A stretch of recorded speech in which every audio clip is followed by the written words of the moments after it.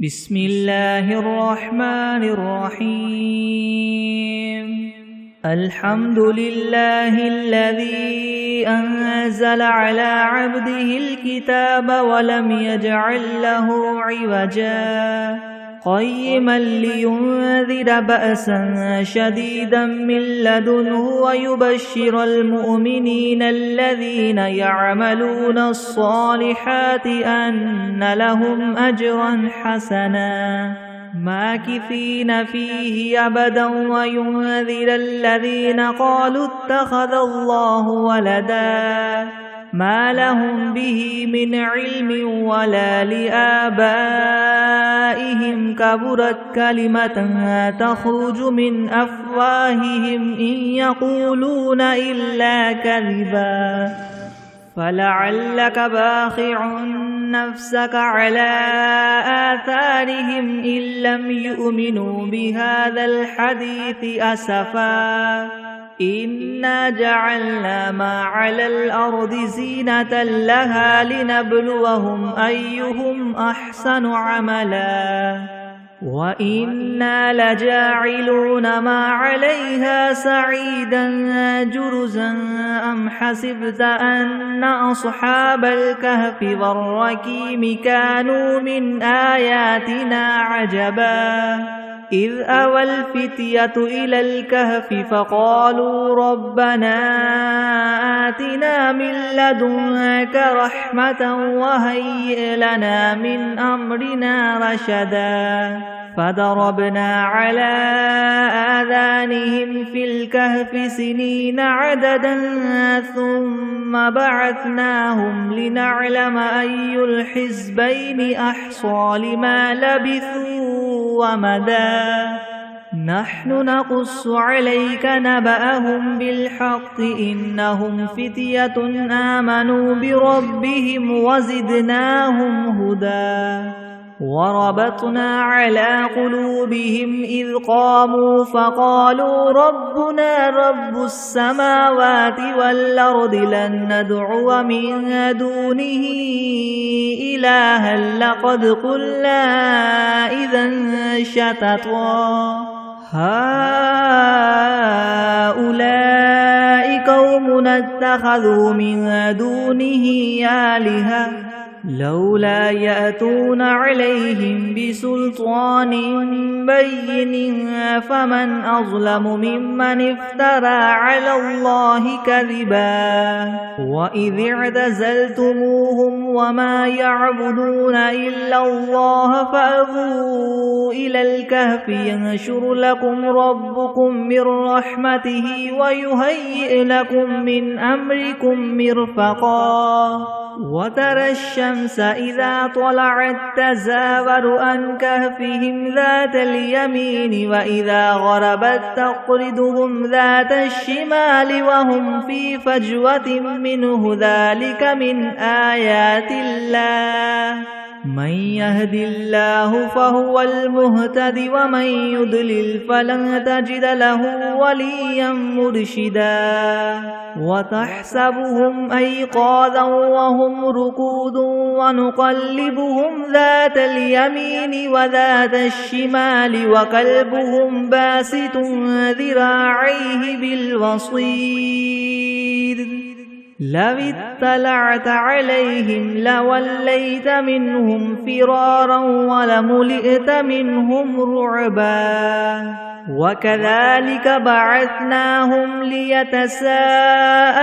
بينهم قال قائل منهم كم لبثتم قالوا لبثنا يوما أو بعد يوم قالوا ربكم أعلم بما لبثتم فابعثوا أحدكم بورقكم هذه إلى المدينة فلينظر أيها أزكى طعاما فليأتكم برزق منه وليتلطف ولا يشعرن بكم أحدا إنهم إن يظهروا عليكم يرجموكم أو يعيدوكم في ملتهم ولن تفلحوا إذا أبدا وكذلك أعثرنا عليهم ليعلموا أن وعد الله حق وأن الساعة لا ريب فيها إذ يتنازعون بينهم أمرهم فقالوا ابنوا عليهم بنيانا ربهم أعلم بهم قال الذين غلبوا على أمرهم لنتخذن عليهم مسجدا سيقولون ثلاثة رابعهم كلبهم ويقولون خمسة سادسهم كلبهم رجما بالغيب ويقولون سبعة وثامنهم كلبهم قل ربي أعلم بعدتهم ما يعلمهم إلا قليل فلا تمار فيهم إلا مراء ظاهرا ولا تستفت فيهم منهم أحدا ولا تقولن لشيء إني فاعل ذلك غدا إلا أن يشاء الله واذكر ربك إذا نسيت وقل عسى أن يهديني ربي لأقرب من هذا رشدا ولبثوا في كهفهم 300 سنين وازدادوا 9 قل الله أعلم بما لبثوا له غيب السماوات والأرض أبصر به وأسمع ما لهم من دونه من ولي ولا يشرك في حكمه أحدا واتل ما أوحي إليك من كتاب ربك لا مبدل لكلماته ولن تجد من دونه ملتحدا واصبر نفسك مع الذين يدعون ربهم بالغداة والعشي يريدون وجهه ولا تعد عيناك عنهم تريد زينة الحياة الدنيا ولا تطع من أغفلنا قلبه عن ذكرنا واتبع هواه وكان أمره فرطا وقل الحق من ربكم فمن شاء فليؤمن ومن شاء فليكفر إنا أعتدنا للظالمين نارا أحاط بهم سرادقها وإن يستغيثوا يغاثوا بماء كالمهل يشفي الوجوه بئس الشراب وساءت مرتفقا إن الذين آمنوا وعملوا الصالحات إنا لا نضيع أجر من أحسن عملا أولئك لهم جنات عدن تجري من تحتهم الأنهار يحلون فيها من أساور من ذهب ويلبسون ثيابا خضرا من سندس واستبرق متكئين فيها على الأرائك نعم الثواب وحسنت مرتفقا واضرب لهم مثل الرجلين جعلنا لأحدهما جنتين من أعناب وحففناهما بنخل وجعلنا بينهما زرعا كلتا الجنتين آتت أكلها ولم تظلم منه شيئا وفجرنا خلالهما نهرا وكان له ثمر فقال لصاحبه وهو يحاوره أنا أكثر منك مالا وأعز نفرا ودخل جنته وهو ظالم لنفسه قال ما أظن أن تبيد هذه أبدا وما أظن الساعة قائمة ولئن رددت إلى ربي لأجدن خيرا منها منقلبا قال له صاحبه وهو يحاوره وكفرت بالذي خلقك من تراب ثم من نطفة ثم سواك رجلا لكن هو الله ربي ولا أشرك بربي أحدا ولولا إذ دخلت جنتك قلت ما شاء الله لا قوة إلا بالله إن ترني أنا أقل منك مالا وولدا فعسى ربي أن يؤتيني خيرا من جنتك ويرسل عليها حسبانا من السماء فتصبح سعيدا زلقا أو يصبح ماؤها غورا فلن تستطيع له طلبا وأحيط بثمره فأصبح يكلب كفيه على ما أنفق فيها وهي خاوية على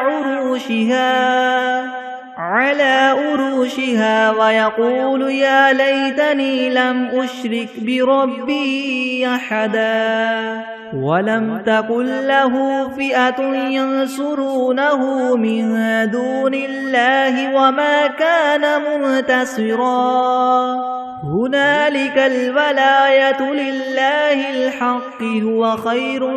ثوابا وخير عقبا واضرب لهم مثل الحياة الدنيا كماء إن أنزلناه من السماء فاختلط به نبات الأرض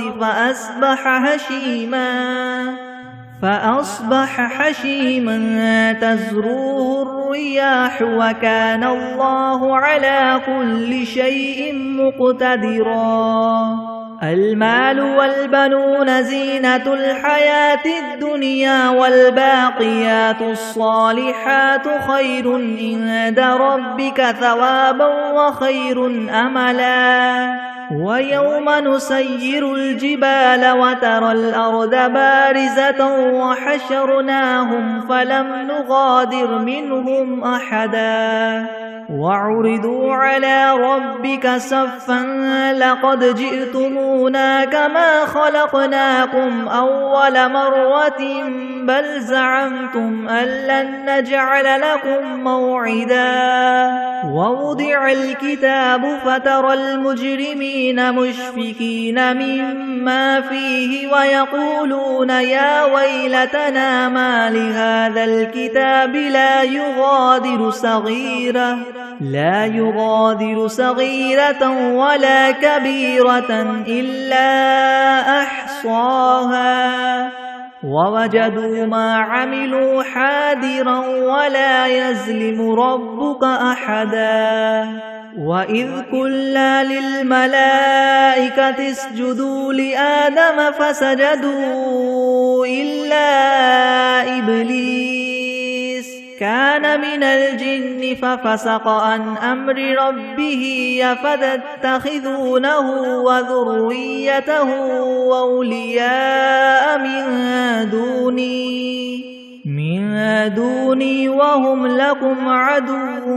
بئس للظالمين بدلا ما أشهدتهم خلق السماوات والأرض ولا خلق أنفسهم وما كنت متخذ المضلين عضدا ويوم يقول نادوا شركائي الذين زعمتم فدعوهم فلم يستجيبوا لهم وجعلنا بينهم موبقا ورأى المجرمون النار فظنوا أنهم مواقعوها ولم يجدوا عنها مصرفا ولقد صرفنا في هذا القرآن للناس من كل مثل وكان الإنسان أكثر شيء جدلا وما منع الناس أن يؤمنوا إذ جاءهم الهدى ويستغفروا ربهم إلا أن تأتيهم سنة الأولين أو يأتيهم العذاب قبلا وما نرسل المرسلين إلا مبشرين ومنذرين ويجادل الذين كفروا بالباطل ليدحضوا به الحق واتخذوا آياتي وما أنذروا هزوا ومن أظلم ممن ذكر بآيات ربه فأعرض عنها ونسي ما قدمت يداه إنا جعلنا على قلوبهم أكنة أن يفقهوه وفي آذانهم وقرا وإن تدعهم إلى الهدى فلن يهتدوا إذن أبدا وربك الغفور ذو الرحمة لو يؤاخذهم بما كسبوا لعجل لهم العذاب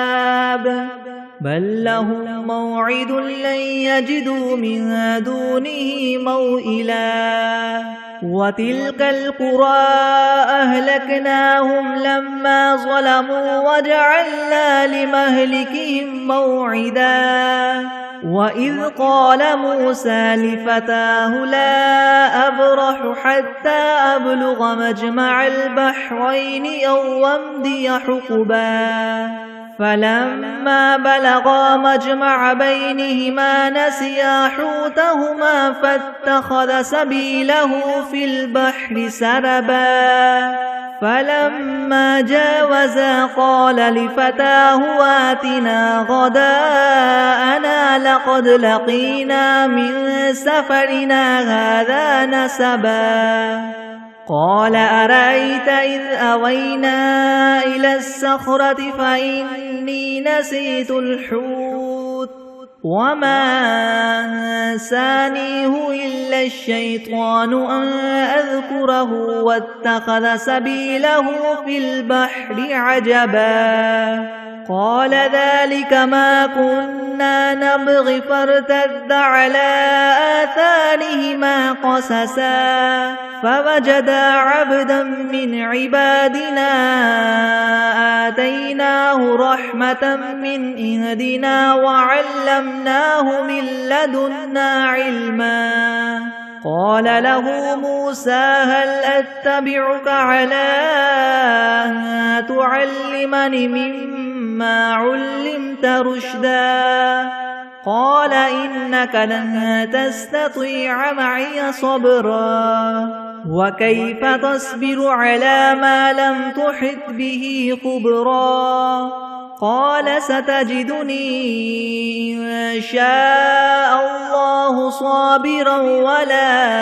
أعصي لك أمرا قال فإن اتبعتني فلا تسألني عن شيء حتى أحدث لك منه ذكرا فانطلقا حتى إذا ركبا في السفينة غرقها قال أخرقتها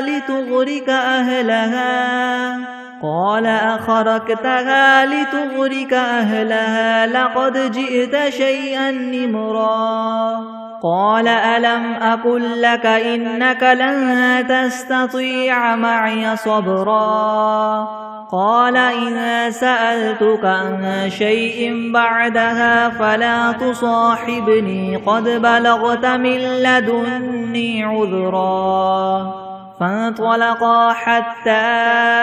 إذا أتيا أهل قرية استطعما أهلها فأبوا أن يضيفوهما فوجدا فيها جدارا يريد أن ينقض فأقامه قال لو شئت لاتخذت عليه أجرا قال هذا فراق بيني وبينك سأنبئك بتأويل ما لم تستطع عليه صبرا أما السفينة فكانت لمساكين يعملون في البحر فأردت أن أعيبها وكان وراءهم ملك يأخذ كل سفينة غصبا وأما الغلام فكان أبواه مؤمنين فخشينا أن يرهقهما طغيانا وكفرا فأردنا أن يبدلهما ربهما خيرا منه زكاة وأقرب رحما وأما الجدار فكان لغلامين يتيمين في المدينة وكان تحته كنز لهما وكان أبوهما صالحا فأراد ربك أن يبلغا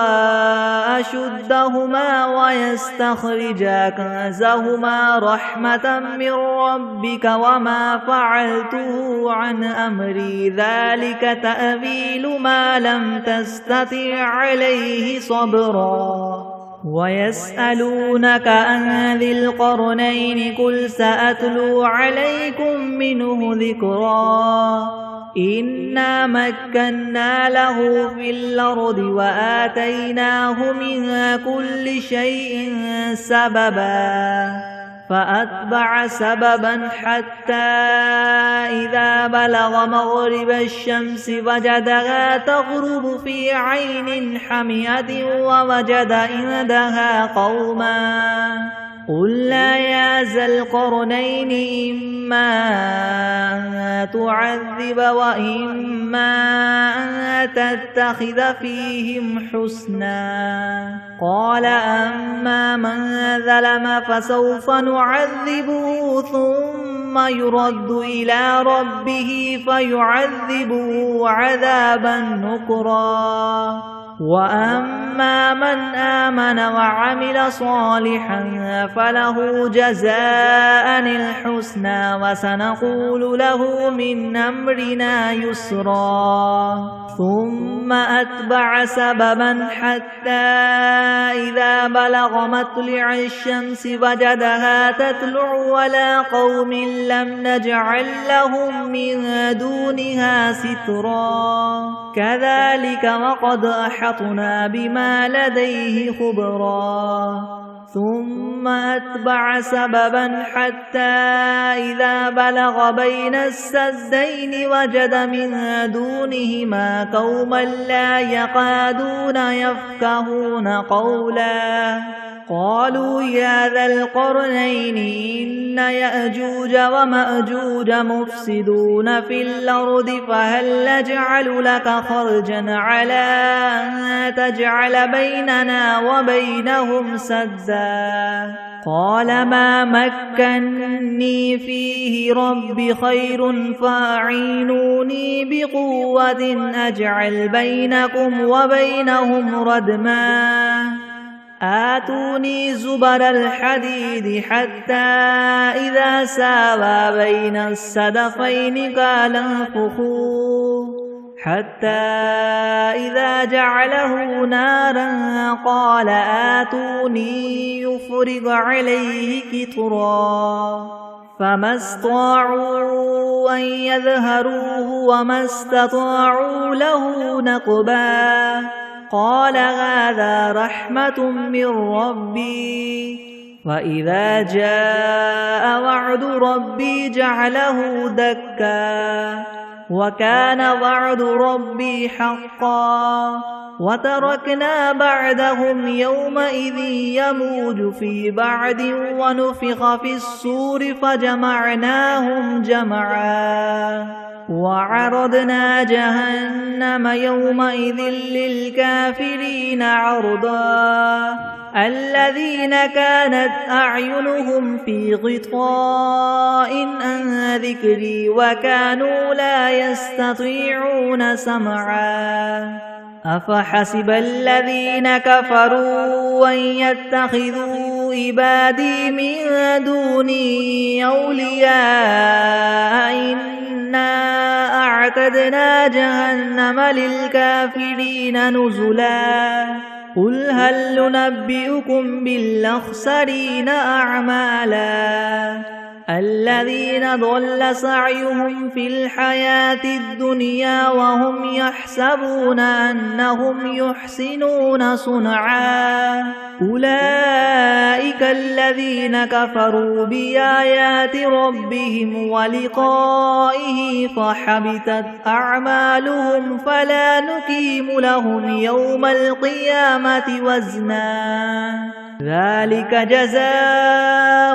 جهنم بما كفروا واتخذوا آياتي ورسلي هزوا إن الذين آمنوا وعملوا الصالحات كانت لهم جنات الفردوس نزلا خالدين فيها لا يبغون عنها حولا قل لو كان البحر مدادا لكلمات ربي لنفد البحر قبل أن تنفذ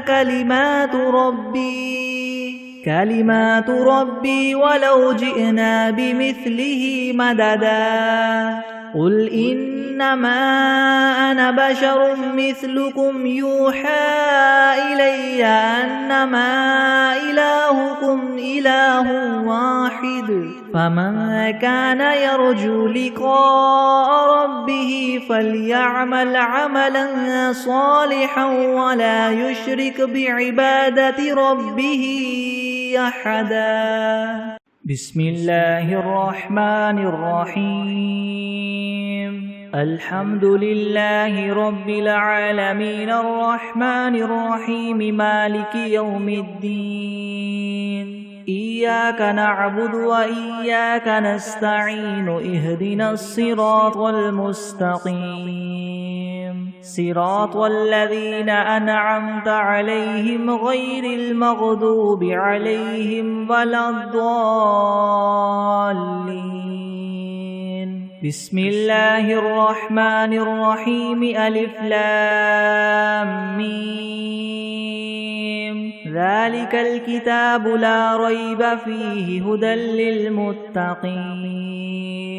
الذين يؤمنون بالغيب ويقيمون الصلاة ومما رزقناهم ينفقون والذين يؤمنون بما أنزل إليك وما أنزل من قبلك وبالآخرة هم يوقنون أولئك على هدى من ربهم وأولئك هم المفلحون وإلهكم إله واحد لا إله إلا هو الرحمن الرحيم الله لا إله إلا هو الحي القيوم لا تأخذه سنة ولا نوم له ما في السماوات وما في الأرض من ذا الذي يشفع عنده إلا بإذنه يعلم ما بين أيديهم وما خلفهم ولا يحيطون بشيء من علمه إلا بما شاء وسع كرسيه السماوات والأرض ولا يؤوده حفظهما وهو العلي العظيم لا إكراه في الدين قد تبين الرشد من الغي فمن يكفر بالطاغوت ويؤمن بالله فقد استمسك بالعروة الوثقى لا انفصام لها والله سميع عليم الله ولي الذين آمنوا يخرجهم من الظلمات إلى النور والذين كفروا أولياؤهم الطاغوت يخرجونهم من النور إلى الظلمات أولئك أصحاب النار هم فيها خالدون لله ما في السماوات وما في الأرض وإن تبدوا ما في أنفسكم أو تخفوه يحاسبكم به الله فيغفر لمن يشاء ويعذب من يشاء والله على كل شيء قدير آمن الرسول بما أنزل إليه من ربه والمؤمنون كل آمن بالله وملائكته وكتبه ورسله لا نفرق بين أحد من رسله وقالوا سمعنا وأطعنا غفرانك ربنا وإليك المصير لا يكلف الله نفسا إلا وسعها لها ما كسبت وعليها ما اكتسبت ربنا لا تؤاخذنا إن نسينا أو أخطأنا ربنا ولا تحمل علينا إسرا كما حملته على الذين من قبلنا ربنا ولا تحملنا ما لا طاقة لنا به واعف عنا واغفر لنا وارحمنا أنت مولانا فانصرنا على القوم الكافرين شهد الله أنه لا إله إلا هو والملائكة وأولو العلم قائما بالقسط لا إله إلا هو العزيز الحكيم قل اللهم مالك الملك تؤتي الملك من تشاء وتنزع الملك ممن تشاء وتعز من تشاء وتذل من تشاء بيدك الخير إنك على كل شيء قدير تولج الليل في النهار وتولج النهار في الليل وتخرج الحي من الميت وتخرج الميت من الحي وترزق من تشاء بغير حساب إن ربكم الله الذي خلق السماوات والأرض في 6 أيام ثم استوى على العرش يغشي الليل النهار يطلبه حثيثا والشمس والقمر والنجوم مسخرات بأمره ألا له الخلق والأمر تبارك الله رب العالمين ادعوا ربكم تضرعا وخفية إنه لا يحب المعتدين ولا تفسدوا في الأرض بعد إصلاحها وادعوه خوفا وطمعا إن رحمة الله قريب من المحسنين قل ادعوا الله أو ادعوا الرحمن أيما تدعوا فله الأسماء الحسنى ولا تجهر بصلاتك ولا تخافت بها وابتغ بين ذلك سبيلا وقل الحمد لله الذي لم يتخذ ولدا ولم يكن له شريك في الملك ولم يكن له ولي من الذل وكبره تكبيرا أفحسبتم أنما خلقناكم عبثا وأنكم إلينا لا ترجعون فتعالى الله الملك الحق لا إله إلا هو رب العرش الكريم ومن يدع مع الله إلها آخر لا برهان له به فإنما حسابه عند ربه إنه لا يفلح الكافرون وقل رب اغفر وارحم وأنت خير الراحمين بسم الله الرحمن الرحيم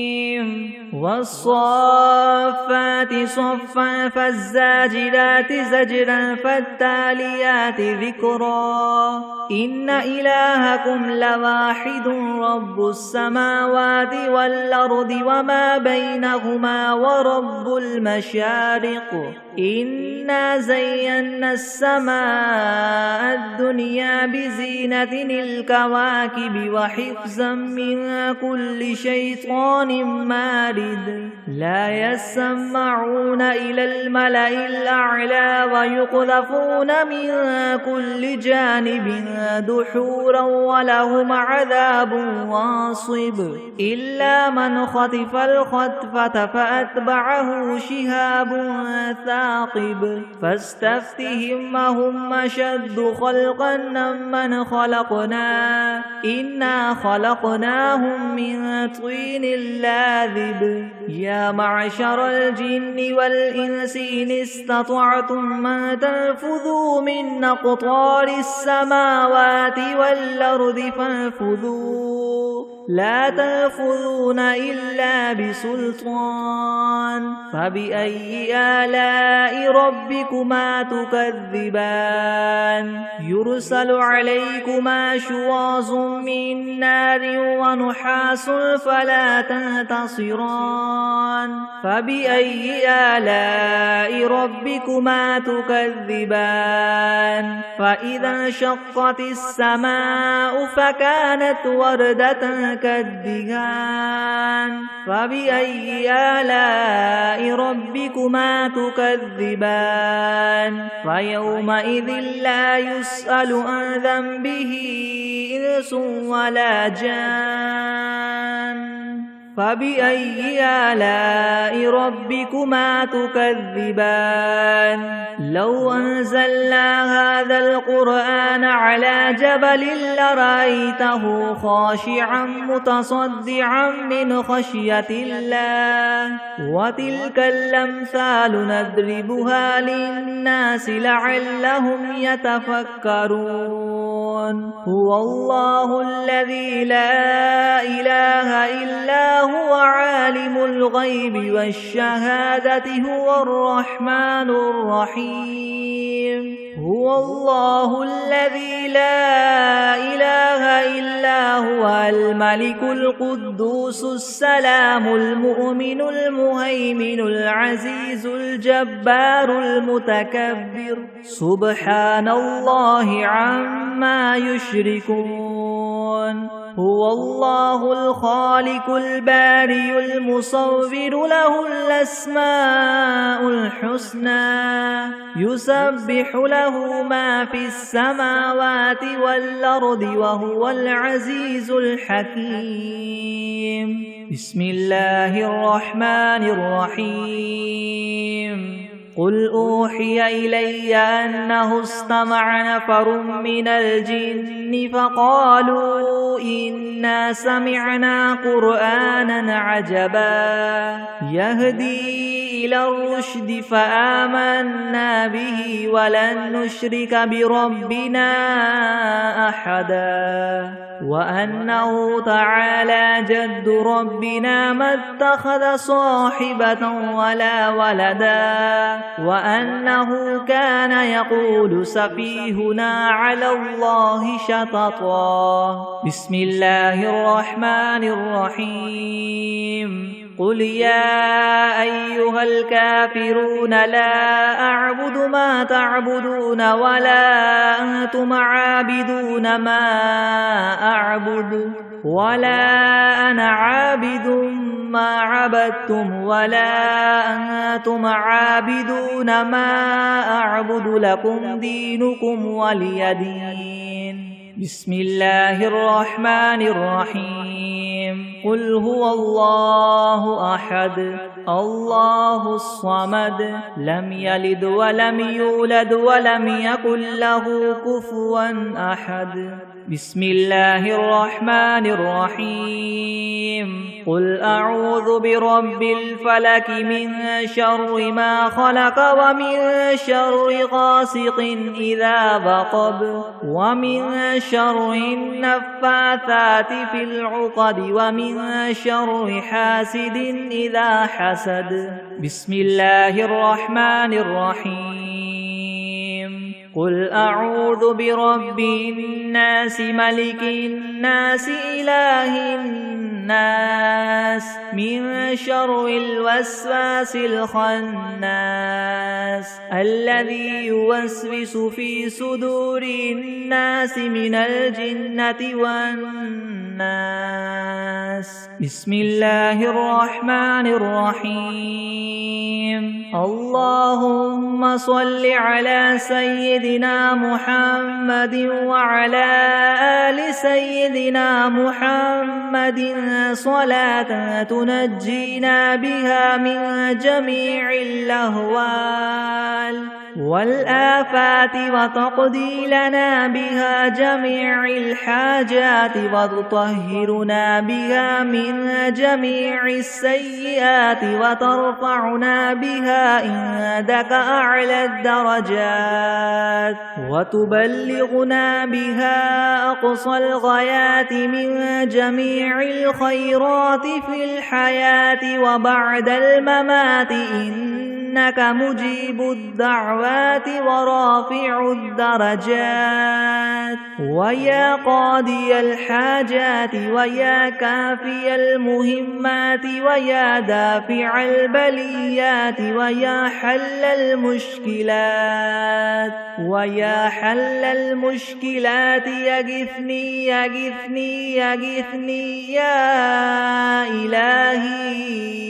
إنك على كل شيء قدير بسم الله الرحمن الرحيم اللهم صل على محمد وعلى آل محمد كما صليت على إبراهيم وعلى آل إبراهيم إنك حميد مجيد اللهم بارك على محمد وعلى آل محمد كما باركت على إبراهيم وعلى